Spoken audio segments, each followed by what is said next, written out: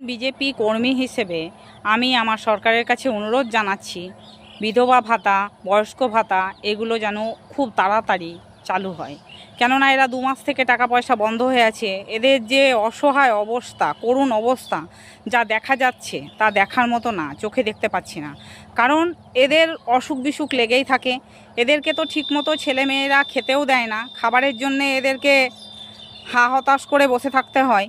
তার মধ্যে আবার এদের অসুখ বিসুখ সবসময় লেগে থাকে, যার জন্যে এরা ওষুধের জন্য টাকা পয়সাগুলো ওই ভাতার টাকা থেকে নিজেদের ওষুধগুলো নিজেরাই কিনে। কিন্তু এখন 2 মাস থেকে যেহেতু টাকা পয়সা ঢুকছে না বলে এদের যে করুণ অবস্থা সেগুলো চোখে দেখার মতো না।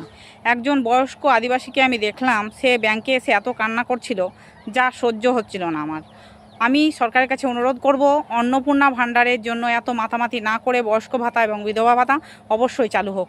আমার সঙ্গে তোমরা কে কে মতামত জানাচ্ছ অবশ্যই একসঙ্গে কমেন্টে জানিও, এবং আওয়াজটা অবশ্যই শেষ পর্যন্ত শেয়ার করে মুখ্যমন্ত্রীর কাছ পর্যন্ত পৌঁছে দিও।